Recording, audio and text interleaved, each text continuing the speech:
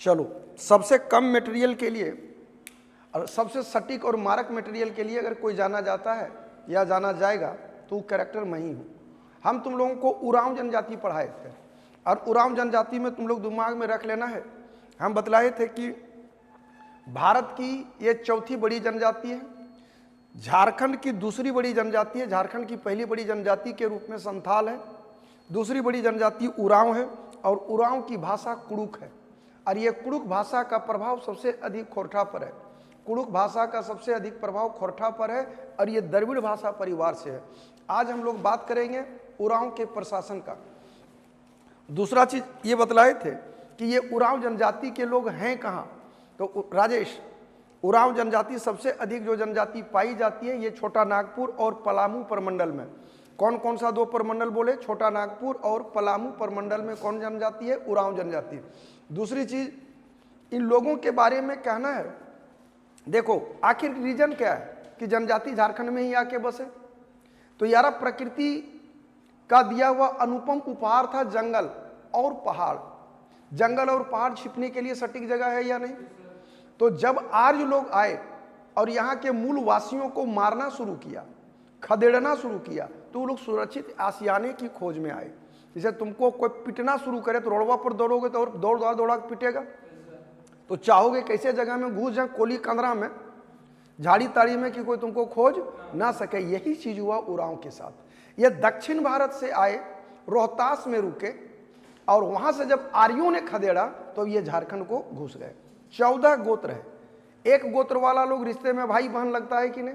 जैसे नहीं कहते एक एक खुटा के ले दे करके रिश्तेदारी निकल जाएगा। तो ये 14 गोत्र में इन लोगों ने जंगल को काटा और जंगल को काट करके जो जमीन बनाया उस जमीन को भूइंहरी जमीन कहा जाता है। तेरे पास क्या क्या मटेरियल उरांव पर आ गया, ऐसे करके बॉक्स में बना लोगे ना तो हल्के मचा दोगे। पढ़ने का ओरिजिनल शैली यही होता है। क्योंकि ध्यान रखना, हमेशा बुक के संपर्क में रहना। हम क्या क्या बोले उरांव के बारे में कि लोगों की भाषा क्या कहलाता है? कुड़ुक। क्या कहलाया? कुड़ुक। कितने गोत्र हैं? 14। कितने गोत्र हैं? कहाँ पर ज्यादा है? पलामू में और छोटा नागपुर में। कौन नागपुर में? छोटा नागपुर में। गोत्र की संख्या कितना बोले? 14। दूसरी चीज, जमीन को क्या बोले हम? भूइंहरी जमीन। कौन जमीन? भूइंहरी जमीन। भूइंहरी जमीन कौन जमीन है? भूइंहरी जमीन किसका है? उरांव का। भूइंहरी जमीन किसका है? उरांव का। मुंडा का जमीन कहलाता है खुटकटी। क्या कहलाता है? खुटकटी। राजाओं की जमीन कहलाता है राजहंस। तो राजा बराबर राजहंस, मुंडा बराबर हो गया खुटकटी। खुटकटी मतलब, अरे गधा, तुम लोग जैसे भी न होता है बाबूजी के बाबूजी बोल एक एक खुटवक हैं, तो वैसे ही जो जमीन एक पीढ़ी काटा तो उसके वंश वाले लोग उस पर खेती कर रहे हैं तो वो कहलाएगा एक एक खुटा के। दैट इज खुटकटी। नहीं कि खुटवा काट काट के गच्छा काट काट करके खेत बनाए, यही सोच रहा हो तुम। ऐसा नहीं है। वो उपज पर अधिकार लो तो वो खुटकटी कहलाए। इन लोगों का भूइंहरी जमीन कहलाया। दूसरी चीज, अभी के भी समाज में जब बच्चा बड़ा हो जाता है, जब तक चंगड़ा रहता है तब ठीक है पप्पा मैया के बीच में सुतता है, बरातिया उठ उठ के क्यों क्यों करके बड़ी डिश। कोई बुतरू महान हरामी भी होता है यार। गोदिया में ले लो ना और खड़ा रहो तो चुप रहेगा, और जैसे बैठो ऐसे ऐसे घच से कांदना शुरू करेगा, लगे वहीं से लत्था सूर दे लगता है। करो करो कंधा में लेके घूरते रहो तब तो सुतल रहेगा, और बैठ जाओ तो रोने लगेगा। तो खैर, बड़ होता है तो मैया पापा भेज देता है दादा दादी के पास या अलगे रूम में कर देगा। ठीक उसी तरह से ट्राइबल कल्चर वाकई बहुत डेवलप है। उरांव जनजाति में इन लोगों का जो जगह चलता है जिसको युवागिरी कहा जाता है। क्या कहा जाता है? युवागिरी। तो उरांव के युवागिरी का नाम है धूमकुरिया। क्या है? धूमकुरिया या एड़प्पा।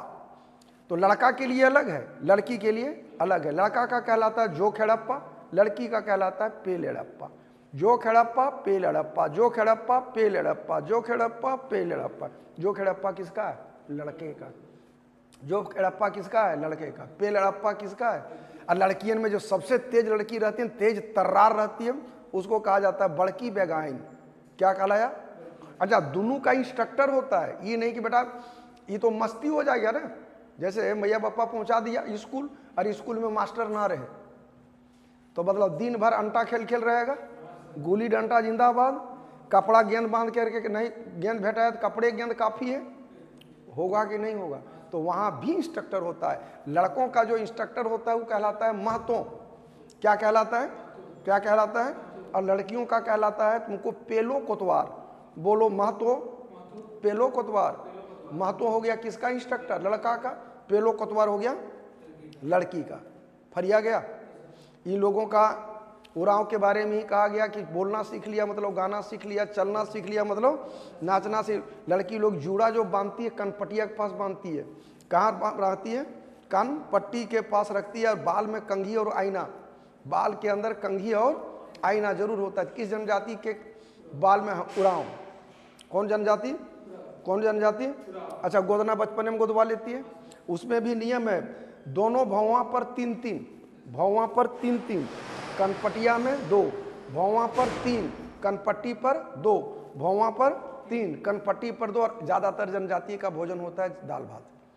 तू कौन सी पढ़ा बे, उरांव है, छोटा नागपुर पलामू में है, 14 गोत्र में है, भाषा कुड़ुक है, भाषा कुड़ुक है। और कुड़ुक भाषा का प्रभाव सबसे अधिक खोरठा पे है, मारलियोन लठिया से सबसे अधिक प्रभाव खोरठा पे है। ठीक है, पहले दक्षिण भारत से आया, फिर रोहतास में आया, रोहतास से यहाँ आया। ये कहना है किसका, रिजले का। इन लोगों का जो युवागिरी होता है वो कहलाता है धूमकुरिया या एड़प्पा। लड़कों का एड़प्पा जोक एड़प्पा, लड़कियों का हो गया पेल एड़प्पा। लड़कों का निरीक्षक हो गया महतो, लड़कियों का हो गया पेलो कोतवार। लड़की में जो तेज तर्रार है वो क्या कहलाई, बड़की बेगाइन। क्या कहलाई, चलना सीख लिया मतलब नाचना सीख लिया, बोलना सीख लिया मतलब गाना सीख लिया। फरियाया, हाँ या ना, रटा गया है। और तुम लोग भी अपना कमेंट में लिखना, ऐसे बोल के रटाने और पढ़ाने वाला यूट्यूबर नहीं होगा। एकदम नो बॉल और वाइड नहीं है रे, विकेट टू विकेट है, इसलिए जो लिखना सटीक लिखना। गोदना हम बोले कि 3 गो भौवा पर, आखिया पर 3 गो, कन्ना के पास 2 गो, आखिया पर 3 गो, कन्ना में 2 गो। फरियाया, बचपने में हो गया। दाल भात पसंदीदा है, परसों कच्छ में आग जला करके लोग रखता है। अच्छा, बच्चे का तोरा मतलब बुतरू हुआ तो बुतरू का नाम कैसे रखेगा, तो हमने यहाँ पाने रखता है, पतरा खोलेगा, नक्षत्र ग्रह देखेगा, राशि ताशी बोलेगा। चावल के दाने के आधार पर नामकरण होता है। किसके आधार पर, किसके आधार पर, अच्छा कोई भी जनजाति में, जनरली जनजाति में बाल विवाह नहीं है, दहेज प्रथा नहीं है। अच्छा, इन लोगों में बिया होता है तो मजा आता है। जैसे मान लो कि तू उरांव हो, तो बिया हो रहा है, तो बाराती लेके लड़की के यहाँ जाएगा, फिर लड़कियों निकलेगी घर से बाहर, और फिर तुम और तुम्हारी होने वाली बीवी दोनों पटका पटकी करेगी। मैंने ओरिजिनल लड़ाई नहीं, सांकेतिक लड़ाई होता है। फिर जुआट पर बैठा करके अंगना में ले जाता है और मड़वा में जाकर के सिंदूर दे दिया जाता है। तो किस जनजाति में सांकेतिक झगड़ा होता है, सांकेतिक झगड़ा उरांव में, सांकेतिक उरांव में। ये फरिया गया। अब इसके बाद नृत्य संगीत तो जानते रहो, इन लोगों का लोकप्रिय नृत्य है जदुर। जदुर नृत्य एकदम 90 डिग्री पर नाचना होता है, आगे पढ़ाएंगे ना। इन लोगों का नृत्य का प्रकार, अगर हम झुक के नाचेगा, अगर हम खड़ा नाचेगा, अगर हम हाथा जोड़ के नाचेगा, सब एक रम आएगा। पक्का है, रटा गया तो बढ़िया। अच्छा, देवता, इसका सर्वोच्च देवता जो कहलाता है वो कहलाता है धर्मेश। गड़बड़ा ना मना है। धूम कुरिया बोल दिए, रहेगा दिमाग में। कौन कुरिया, धूम कुरिया जो नहीं रखेगा वो कौन क्रिया रे धूम कुरिया हो गया। देवता में हो गया धर्मेश, देवता में धर्म। तो दिमाग में दोनों रखना, दोनों साला धय धा से है रे, हाँ या ना। सर्वोच्च देवता धर्मेश हो गया, फिर धूम कुरिया हो गया, हाँ या ना। धर्मेश हो गया टॉप मोस्ट देवता। अब कोई पूजवात करवाएगा ना, हमने जब पाड़े है तो पाड़े, यहाँ पा फोर पाड़े, पा फोर पाहन, इसका पुजारी क्या कहलाएगा, पाहन। क्या कहलाएगा, पाहन। पुजारी क्या कहलाएगा, पुजारी क्या कहलाएगा, पुजारी क्या कहलाएगा। जानते हो इसी जनजाति में मान्यता है, अगर तोरा बाघ मारा है तो तुम बाघे घर जन्म लेगा। फरियाया, इन लोगों को पुनर्जन्म में किसी भी कीमत पर भरोसा नहीं है। मरने पर शव को जलाया जाता है, शव को जलाने के बाद उसकी अस्थि को मिट्टी के अंदर के बर्तन में रखा जाता है और गाड़ा जाता है। यहाँ गाड़ता वो कहलाता है शशान दीरी। क्या बोले, शशान दीरी, शशान दीरी। शमशान घाट बोलता है ना, तो बस दीरी जोड़ दो, शशान दीरी। ठीक है। अब इसी में आता है हाड़बोर समारोह होता है, साल भर में एक बार हड्डियां दफना जाता है, इसको ही को कहा जाता है हाड़बोर। तो दिमाग में रखना, हड्डा गाड़े वाला समारोह हाड़बोर, हड्डी गाड़ने वाला समारोह हाड़बोर। डन है। कर्मा और सरहुल महत्वपूर्ण नृत्य है। कर्मा और सरहुल, कर्मा और सरहुल। उरांव जनजाति के शासन को कहा जाता है पढ़ा पंचायती, भूलना मना है। कौन पंचायत? कौन पंचायत? कौन पंचायत? उरांव का क्या कहलाया? पढ़ा पंचायत। पढ़ा, कहीं पढ़ा लिखेगा, कहीं साला पढ़ा लिखता है। पढ़ा पंचायत। कौन पंचायत? कौन पंचायत? अच्छा, संथाल वाला में क्या देखा था? मुंडा। अच्छा, इसका प्रमुख जो होता है प्रशासन का, ध्यान रखना, ये कहलाएगा महतो। अब यहाँ दो वर्ड आ जाएगा। दो वर्ड क्या क्या आएगा कि धार्मिक प्रधान क्या कहलाता है? पाहन।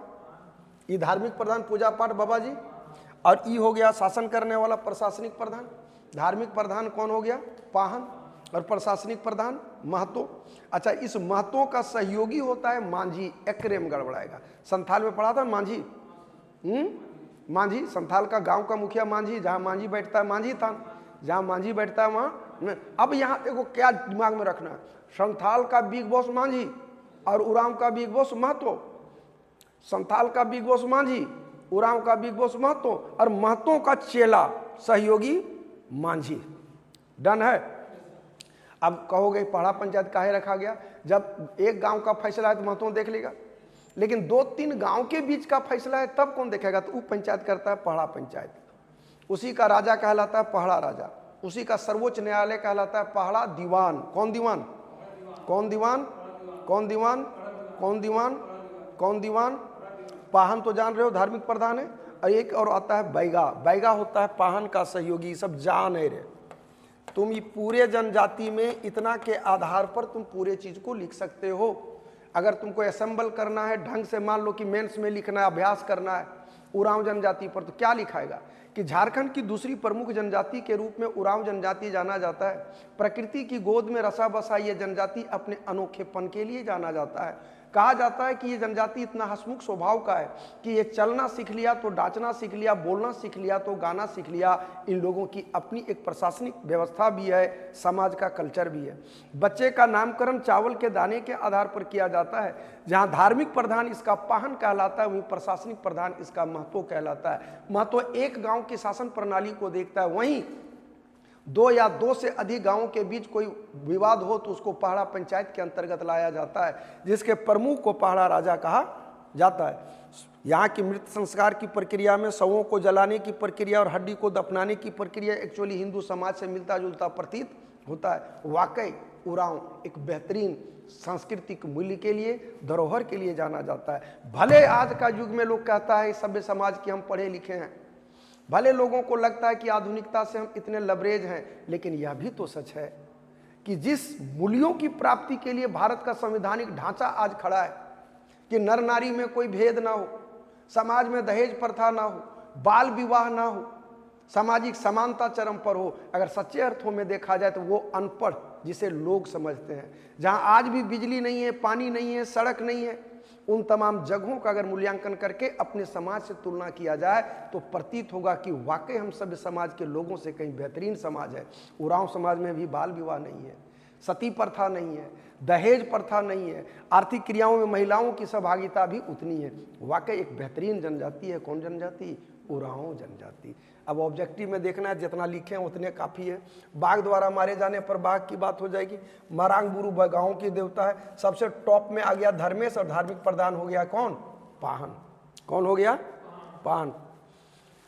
संस्कार शवों को जलाया जाता है। शशान दीदी तुमको बतलाइए दिए, हाड़बोर समारोह बतला दिए। प्रमुख त्योहार में कर्मा और सरहुल। उरांव शासन को कहा जाता है पहाड़ा पंचायती, जानिए रहे हो। इन लोगों का प्रशासन व्यवस्था मुंडा जनजाति से मिलता है। ये है महतो। गांव के प्रधान को कहा जाता है सहयोगी हो गया इसका कौन? मांझी। पढ़ा या पहाड़ा पंचायत कई गांव से मिलकर बनता है। पहाड़ा राजा बिग बॉस हो गया, पहाड़ा दीवान हो गया, पाहन हो गया धार्मिक प्रधान, बैगा हो गया इसका सहयोगी। उम्मीद है कि पूरी बात समझ में आ गया होगा। तुम लोगों को जिस अनुरूप लगेगा कमेंट करने में परहेज मत करना यार। जिसमें सुविधा हो, बना रहे हैं वीडियो तो कुछ सोच के बना रहे हैं, तो उसमें बात को लिखोगे और अपने अल्फाज में लिखोगे। जय हिंद, जय भारत।